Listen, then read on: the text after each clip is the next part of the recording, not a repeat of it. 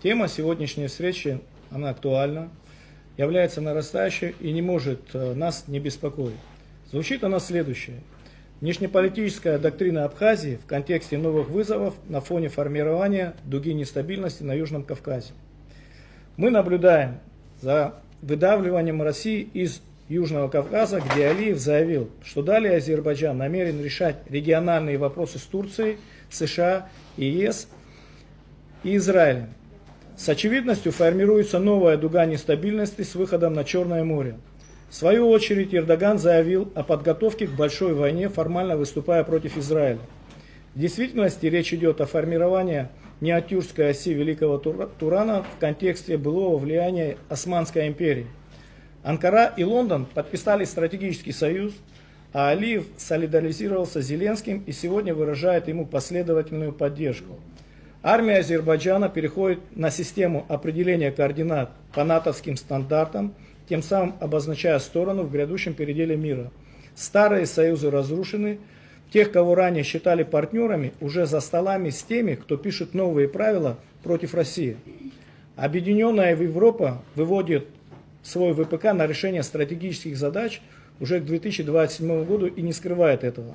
С 2027 по 2030 год во всех крупных портах Евросоюза резервируется до 30% мощностей на военные нужды. Соединенные Штаты в лице Турции видят натовский таран, военные возможности которого кратно возросли. С открытием Зангезурского коридора без участия России последует экспорт гибридной войны с выходом на Киргизию, Узбекистан и Казахстан.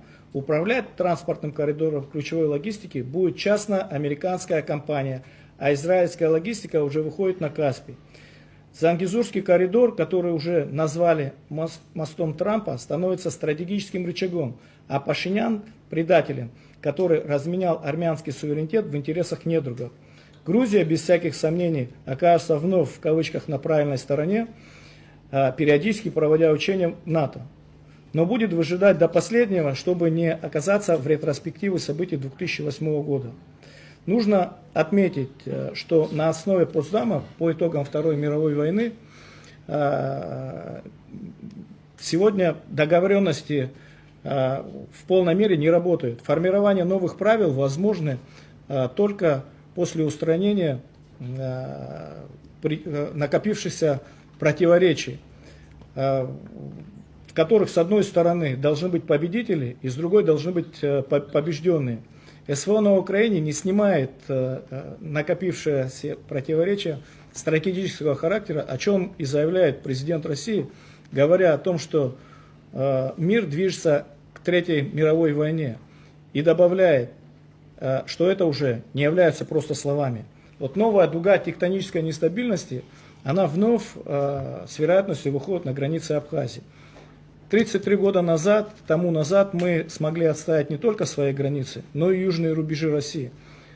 Но сказать, что сегодня время другое, все равно, что ничего не сказать. Мир живет грядущим переделом. Мы же разрезаем ленточки в открытии новых ресторанов, в то время, когда страны, окружающие нас, озабочены повышением своего ВВП. Абхазия вновь становится форпостом России на южных рубежах. Но каковы, вот вопрос нашей собственной возможности, пока Россия отвлечена на Донбассе? Что мы сами можем с опорой на стратегический союз с Российской Федерацией? Сегодня все протоколы армии мира, они на корню переписываются. Применение беспилотных летательных аппаратов, оно сильно изменило картинку войны и соотношение к живой силе и бронетехнике.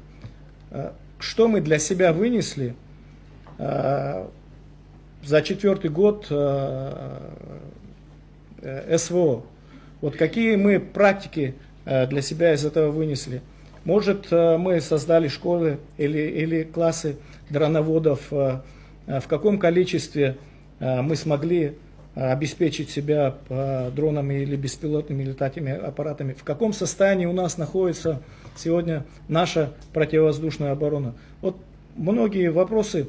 Мы понимаем, что безопасность страны состоит из множества аспектов, но в данном случае мы говорим о военной составляющей. Вообще, на главные вопросы мы должны ответить. У нас есть своя стратегия, есть своя концепция, есть вытекающая из концепции доктрина.